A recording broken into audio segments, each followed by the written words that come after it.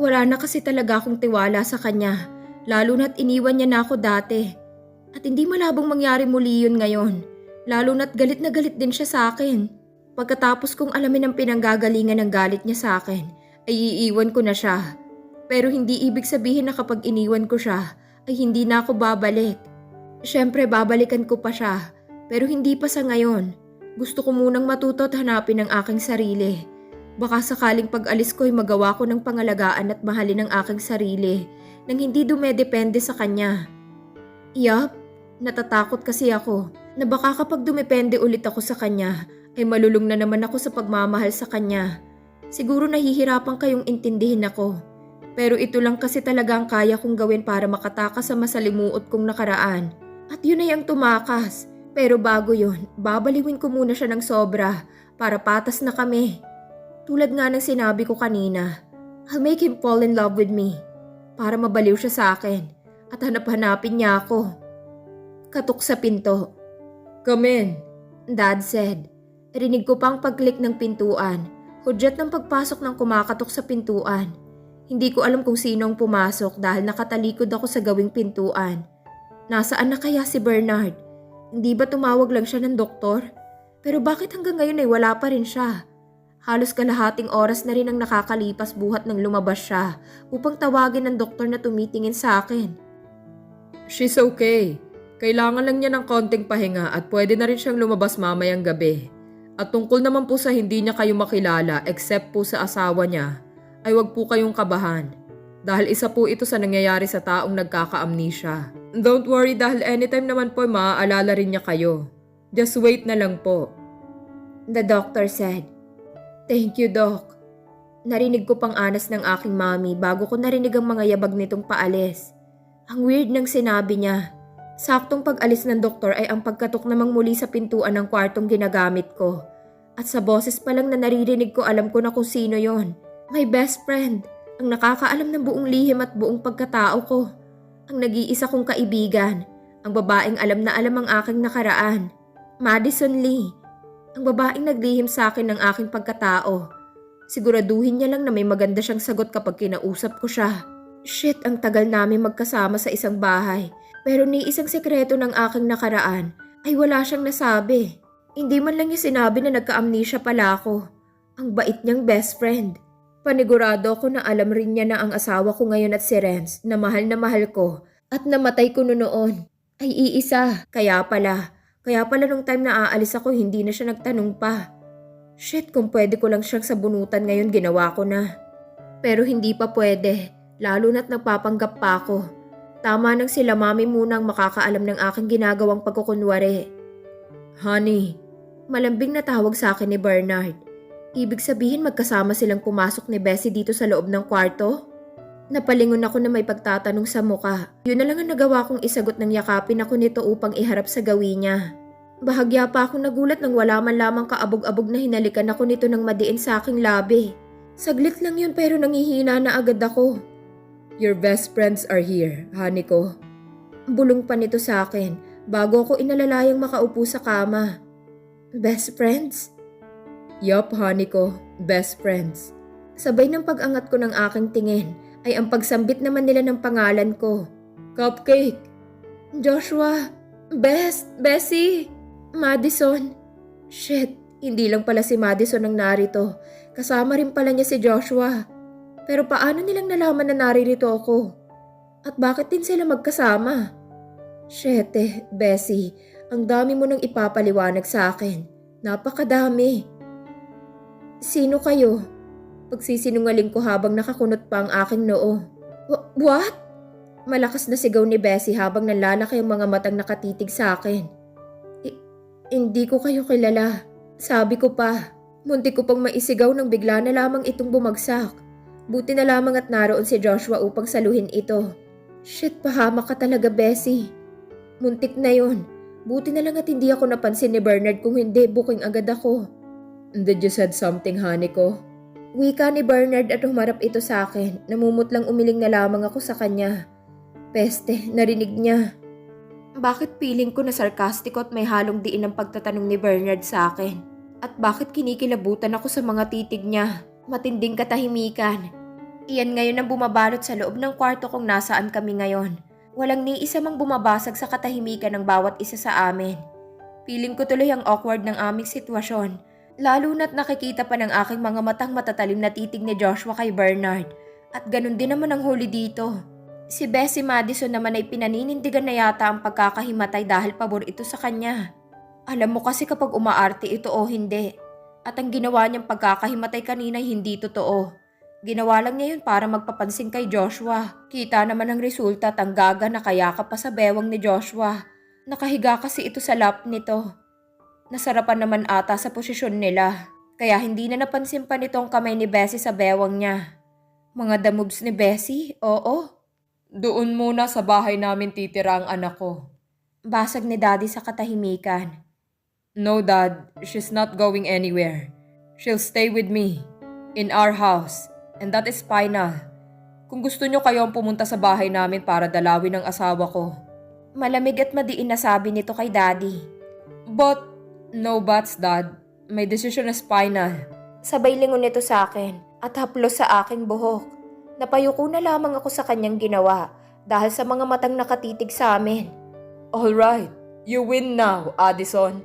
Pero itong tandaan mo, sa oras na may mangyari na namang masama sa anak namin, I'll swear, kahit na maubos ang pera namin ilalayo ko sa iyo ang anak ko. Mark my word. Galit na titig nito kay Bernard na noon ay nakahawak na sa kanyang baba na tila nag-iisip. Don't worry, Dad. I'll keep that on my mind. Pero ito din ang tandaan nyo.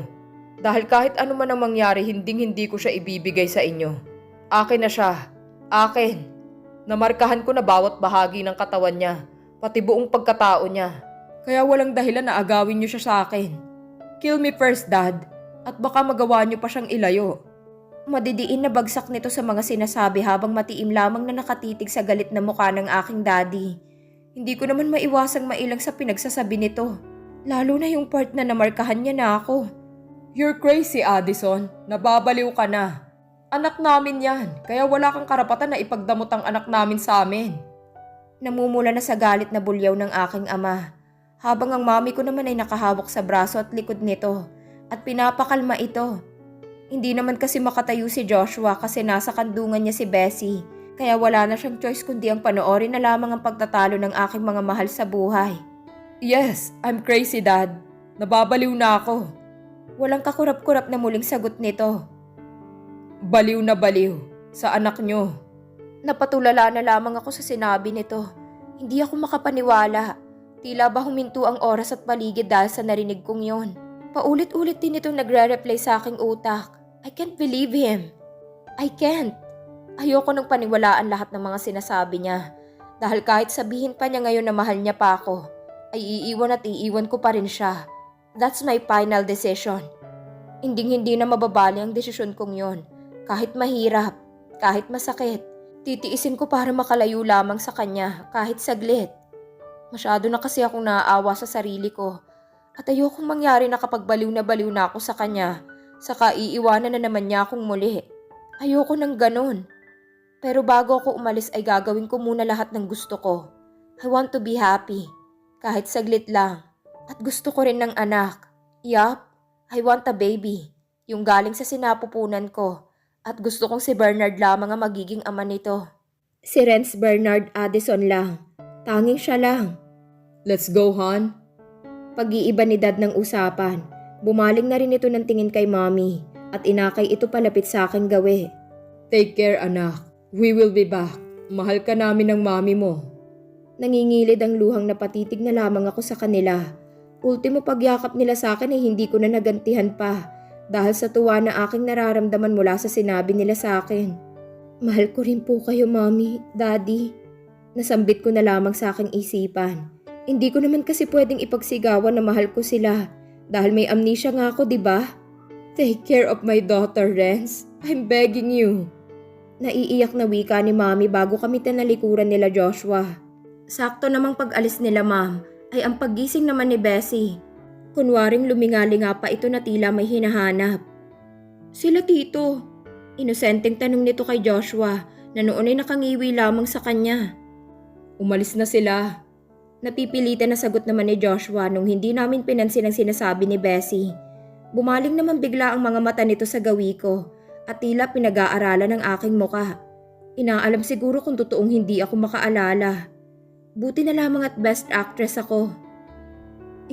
Hindi mo talaga ako kilala, Bessie? Nauutal na tanong nito sa akin habang nakahawak ito kay Joshua na tila doon humuhugot ng lakas. Umiling na lamang ako sa tinanong nito at pilit na ikinunot ko ang aking noo. Shit, Bessie!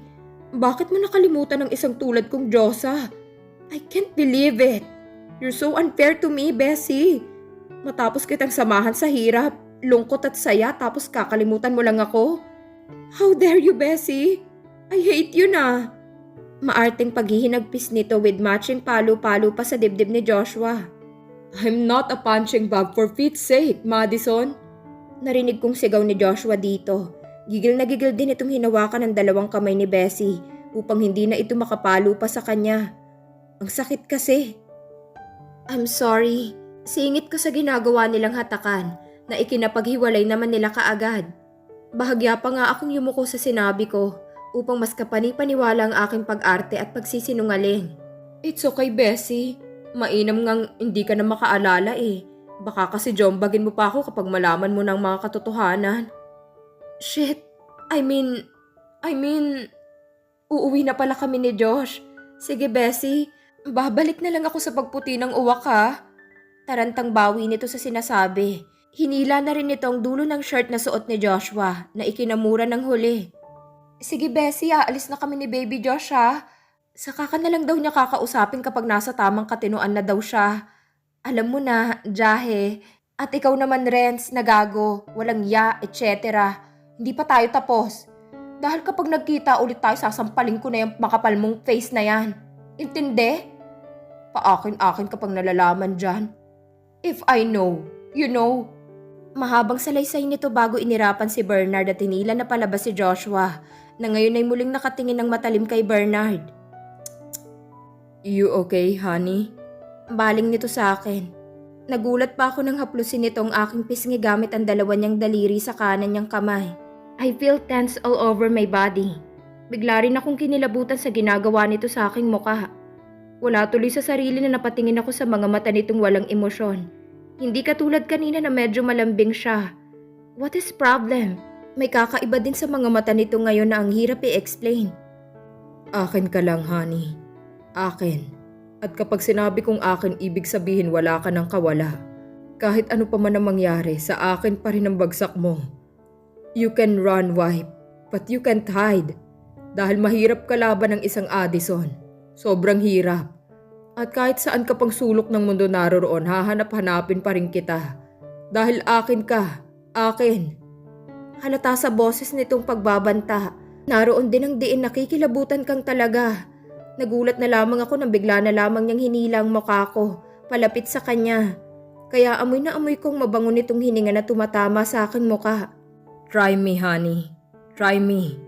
He said again before he kissed me fully on my mouth. Madison's POV. Nakakainis talagang pagmumukha ng pesteng Renz na yun. Grrr! How dare him na angkinin ng besi ko nang ganun-ganun na lang. Natila ba walang nangyari sa kanila dati na sakitan? Nakakaasar. Buti na lamang at kasama ko si Papa Josh ko. Bawing-bawi. Ang landi ko. Damn it, woman. Kanina mo pa ako iniinis. Nagulat pa ako at napahinto sa aking paglalakad na magsalita ito na dahilan ng pagkakabunggo ng likuran ko sa kanyang matigas na dibdib. Ulala! Chancing na naman itech. Baka pwede mo na akong bitawan yan. Naaasar na bulalas nito bago lumayo ng kaunti sa akin. Ang KJ ng lalaking to. Hindi niya pa alam na sarap ako sa pagkakasandal sa kanya tapos puputulin niya na naman ang saglit kong kaligayahan. Sorry, Josh. Sa'yo ko pa nabaling ang gigil ko sa asawa ni Bessie. Sarap niya kasing sakalin ng sakalin. Kapal ng face niya ha.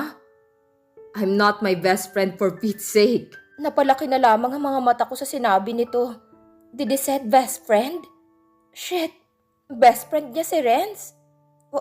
What do you mean, Josh? Tanong ko with matching lunok-lunok pa ng aking matamis na laway.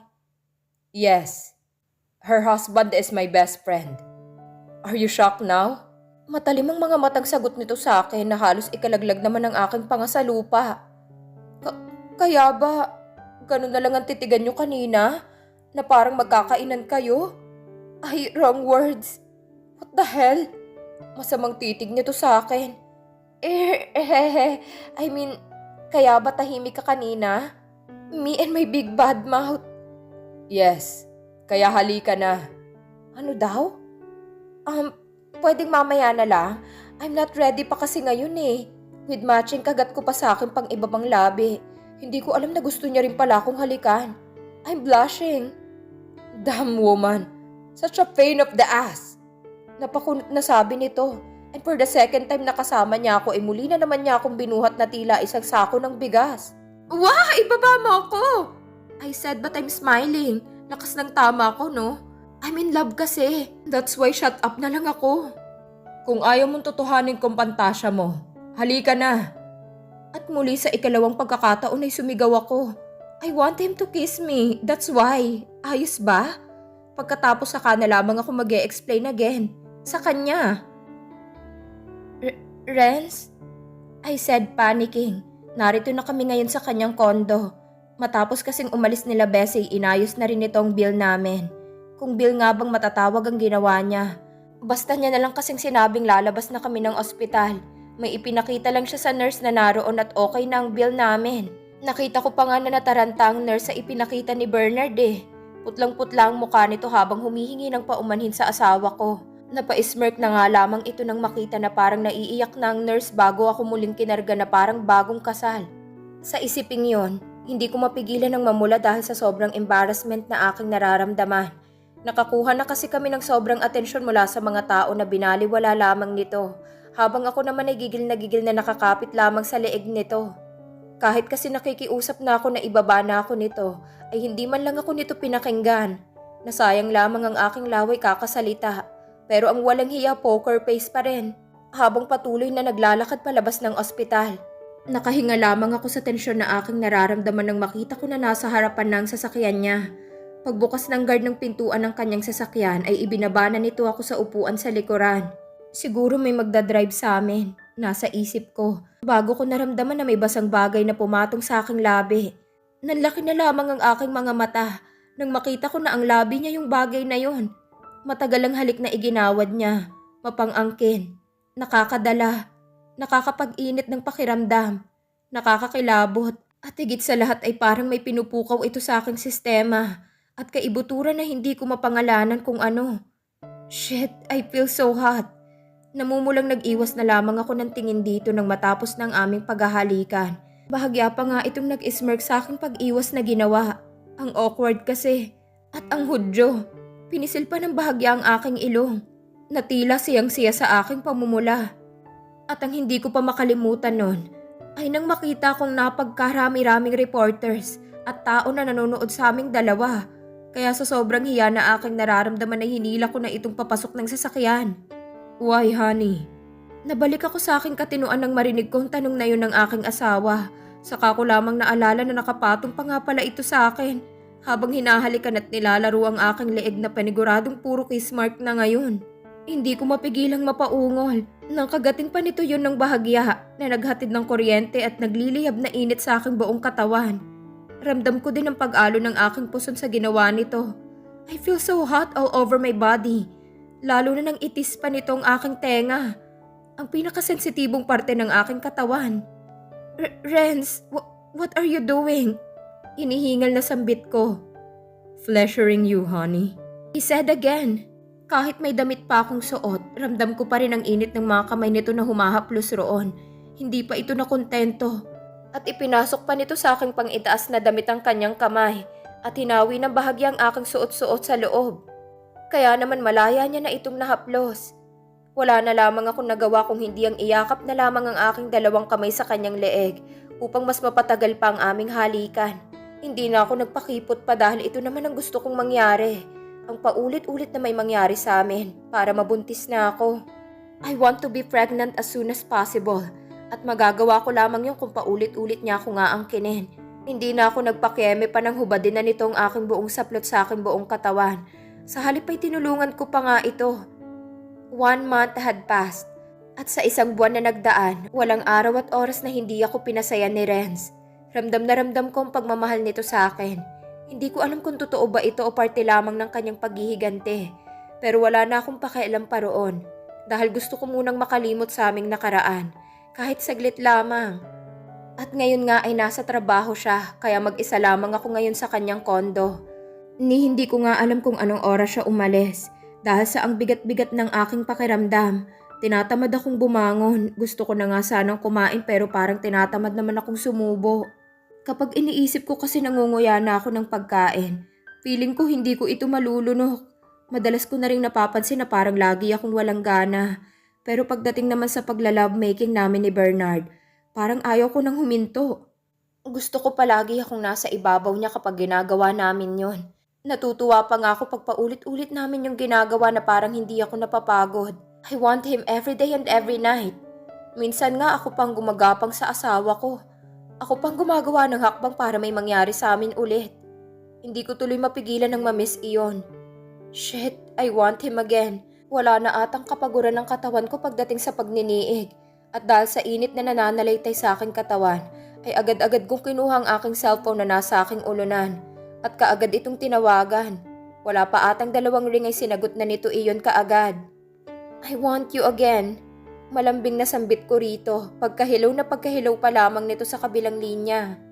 Naririnig ko pang hingal na mura nito bago nagpaalam sa akin.